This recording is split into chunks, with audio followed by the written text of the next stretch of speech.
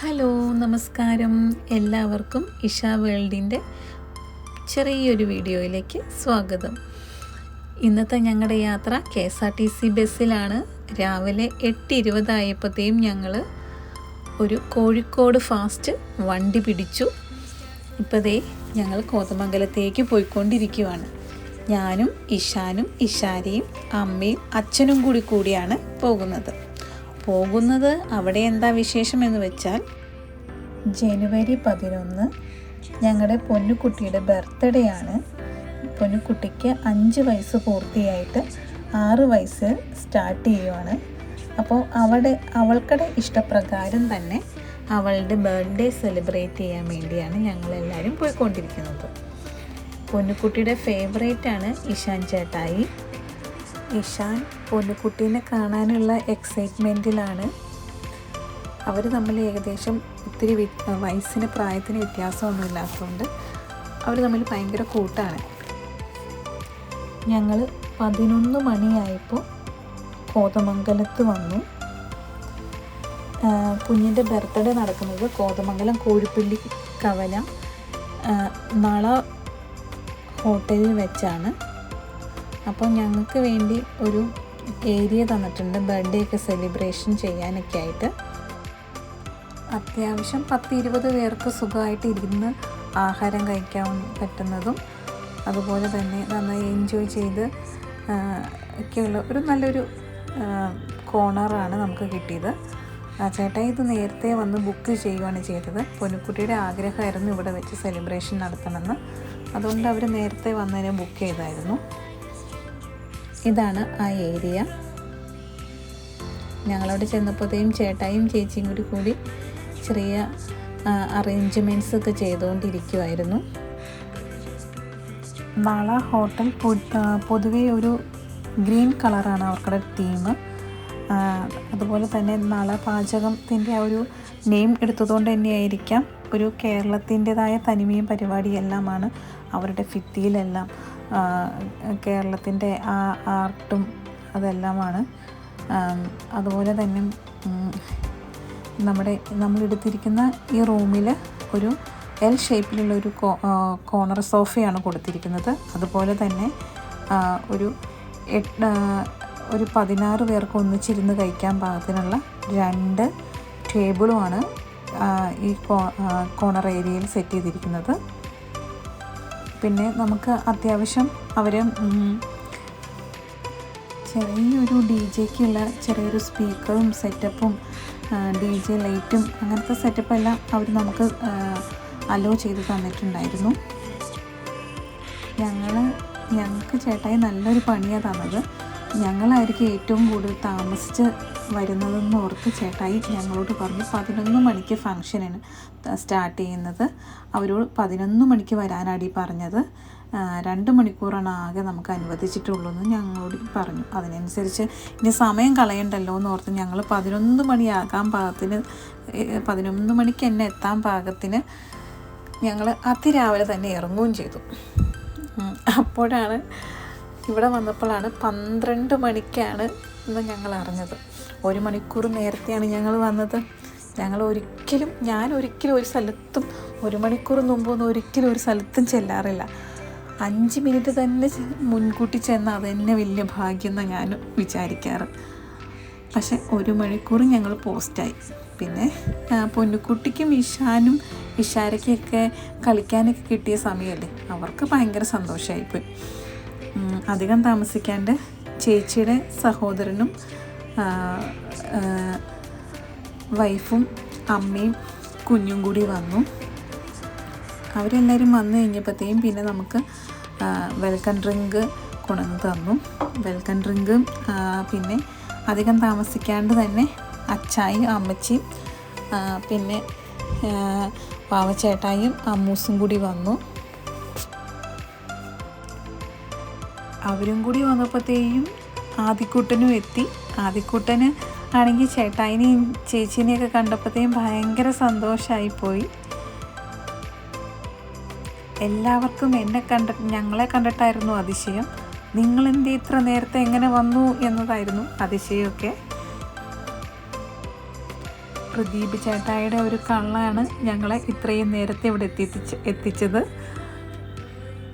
ഞാൻ ആദ്യം ഈ പ്രദീപ് ചേട്ടായി ഇങ്ങനെ നാളെയിലാണ് പൊന്നുക്കുട്ടിയുടെ ഇഷ്ടപ്രകാരമാണ് ഈ ഹോട്ടലിലേക്ക് ആക്കിയതെന്നൊക്കെ പറഞ്ഞപ്പോൾ ഞാൻ ഓർത്തു, എന്തിനാ ദൈവമേ ഇങ്ങനെ പ്രദീപ് ചേട്ടായി വീട്ടിൽ വെച്ച് ചെയ്താൽ പോരെ, എന്തിനാ കൊച്ചിൻ്റെ ഫസ്റ്റത്തെ birthday ഒന്നുമല്ലല്ലോ, 5th birthday 6th birthday അല്ലേ, അപ്പോൾ എന്തിനാ ഞാനിതൊക്കെ അവർ ഇവിടെ ഹോട്ടലിൽ വെക്കണേന്നൊക്കെ ഞാൻ ആദ്യം ഓർത്തു. പിന്നെ ഏകദേശം പരിപാടിയെല്ലാം നടന്നു കഴിഞ്ഞപ്പോൾ ഞാൻ ഓർത്തു, നല്ല കാര്യമായിപ്പോയി.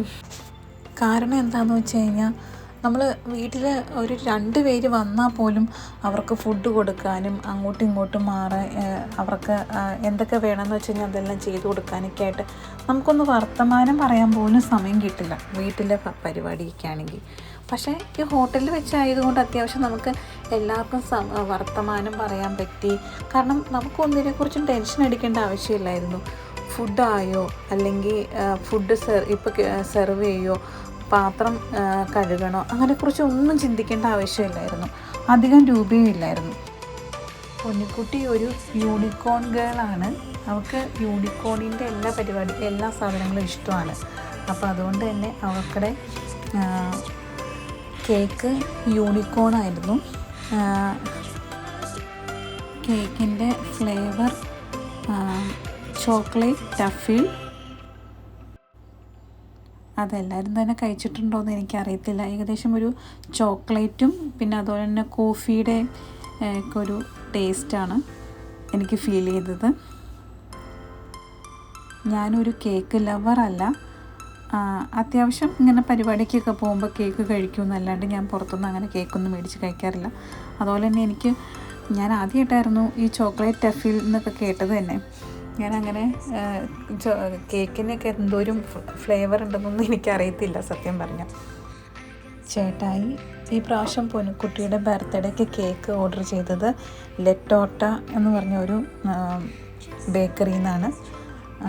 കേക്കിൻ്റെ തന്നെയായിട്ടുള്ള. ചേട്ടായിക്ക് കൺസ്ട്രക്ഷൻ വർക്ക് കൂടുതലും കോതമംഗലം ഭാഗത്താണ്.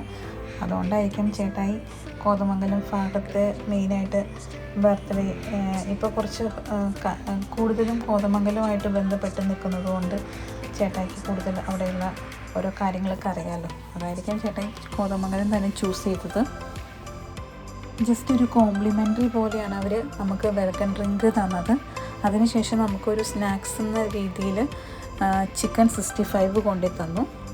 അതിനുശേഷം ആണ് നമ്മൾ ഫിഷ് കറിയോട് കൂടിയുള്ള ചോറ് കൊണ്ടുവന്ന് തന്നത്.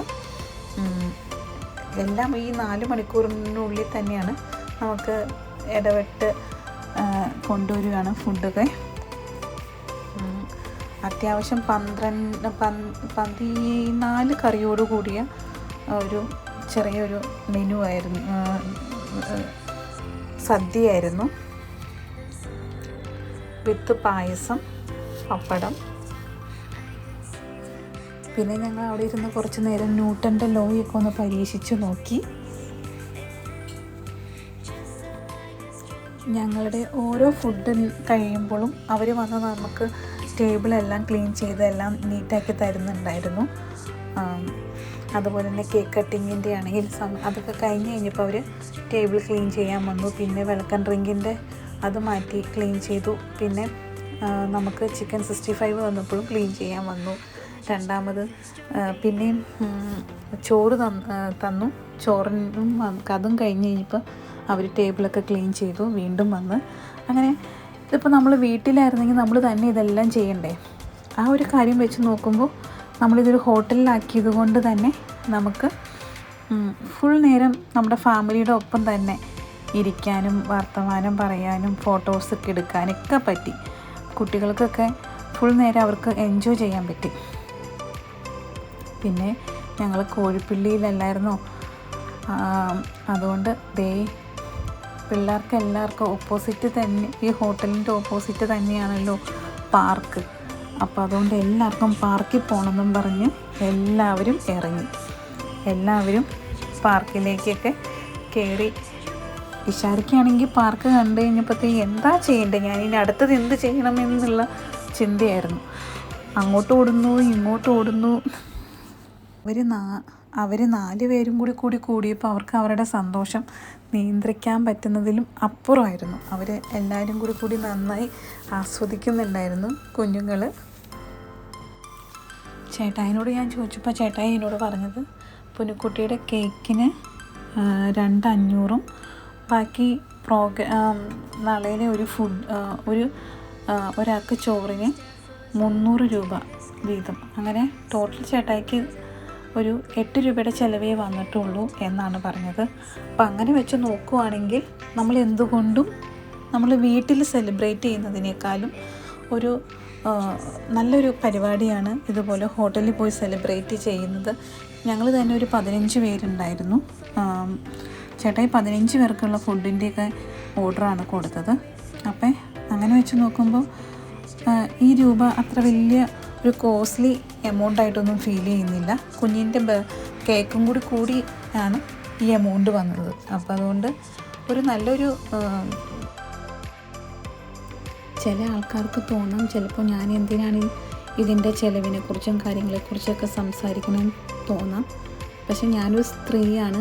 എൻ്റെ വീട്ടിൽ എന്ത് പ്രോഗ്രാമും കാര്യങ്ങളൊക്കെ പിള്ളേരുടെ ബർത്ത്ഡേ ആയിക്കോട്ടെ അല്ലെങ്കിൽ എന്തെങ്കിലുമൊക്കെ പ്രോഗ്രാമൊക്കെ ആകുമ്പോൾ എപ്പോഴും ഓടി നടക്കാറും ഭക്ഷണം ഉണ്ടാക്കാനും പിന്നെ അതെല്ലാവർക്കും സെർവ് ചെയ്യാനൊക്കെ, പിന്നെ അവരെല്ലാവരും പോയി കഴിയുമ്പോഴൊക്കെ വീട് പഴയതുപോലെ തന്നെ ക്ലീൻ ചെയ്തിടാനും എല്ലാത്തിനും നമ്മൾ സ്ത്രീകളാണ് കൂടുതലും എഫേർട്ട് എടുക്കുന്നത്.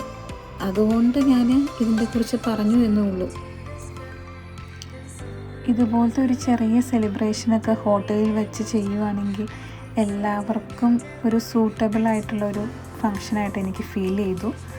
കാരണം നമുക്കൊരു ടെൻഷനും ഇല്ല. ടെൻഷൻ ഫ്രീ ആയിട്ട് നമുക്ക് നമ്മുടെ ആൾക്കാരോട് വർത്തമാനം പറയാനും അവരുമായിട്ട് സ്പെൻഡ് ചെയ്യാനും പറ്റുന്നു എന്നതാണ്.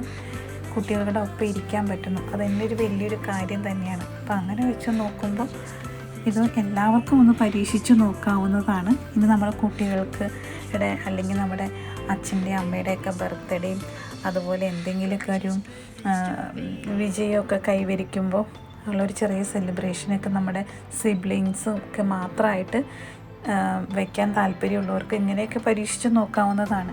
ഞങ്ങൾ തന്നെ ഇത് ഫസ്റ്റ് ടൈമാണ് പരീക്ഷിച്ച് നോക്കിയത്. ചേട്ടായി അതും പൊന്നുക്കുട്ടിയുടെ നിർബന്ധം കൊണ്ടാണ് ഇങ്ങനെ ചെയ്തത്. ഹോട്ടലിൻ്റെ പരിപാടിയെല്ലാം കഴിഞ്ഞ് ഞങ്ങൾ പോരുന്ന വഴിക്ക് ഒരു കോതമംഗലത്ത് തന്നെ ബൈപ്പാസ് റോട്ടിൽ പുതിയൊരു ടോയ്സ് കട ഓപ്പൺ ചെയ്തിട്ടുണ്ട്. അവിടെ ഞായറാഴ്ചയും ഓപ്പൺ ആയിരുന്നു. അപ്പോൾ അതുകൊണ്ട് തന്നെ ഞങ്ങളൊരു ചെറിയ സൈക്കിൾ മേടിച്ച് പൊന്നുക്കുട്ടിക്ക് ഗിഫ്റ്റും ചെയ്തു. പിന്നെ ഞങ്ങൾ നേരെ മാവുടി വീട്ടിൽ വന്നു. പിന്നെ വാവച്ചേട്ടായി അമ്മൂസും ഞങ്ങളെ തൊടുപുഴയിൽ കൊണ്ടുവന്നാക്കി. ഞങ്ങൾ തൊടുപുഴയിൽ നിന്ന് പാലബസ്സിൽ കയറി തിരിച്ച് വീട്ടിലേക്ക് വന്നു. ഒരു നല്ലൊരു ദിവസമായിരുന്നു. എൻ്റെ ഹസ്ബൻഡ് മാത്രം കൂടെ ഇല്ലായിരുന്നു, ബാക്കി എല്ലാവരും ഉണ്ടായിരുന്നു, ഞങ്ങളുടെ ഫാമിലി. വീണ്ടും നല്ലൊരു വീഡിയോ ആയിട്ട് കാണാം. Thank you for watching. Bye bye.